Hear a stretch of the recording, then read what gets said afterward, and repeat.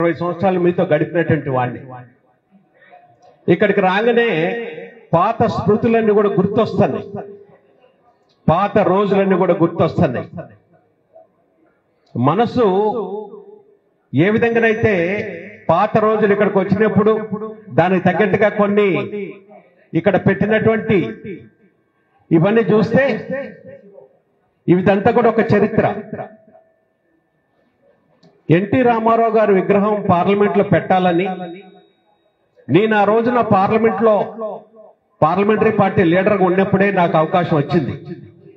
ఆ మహానుభావుడి విగ్రహాన్ని పార్లమెంట్ లో పెట్టించినటువంటి అవకాశం నాకు రావటం ఆ రోజున జన్మధన్యం అయిపోయింది.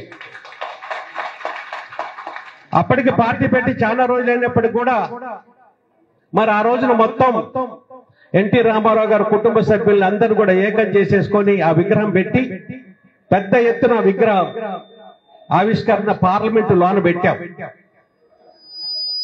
ఇక అటువంటి స్మృతులు ఎన్నో ఉన్నాయి. ఇవాళ కనుక చూస్తే ఎన్టీ రామారావు గారి స్ఫూర్తితో అదేవిధంగా చంద్రబాబు నాయుడు గారి పిలుపుతో ఆ రోజున నేను రాజకీయాలకు వచ్చిన. మనందరం కూడా గత 15-20 సంవత్సరాలు కలిసిమెలిసి పనిచేసిన వాళ్ళం.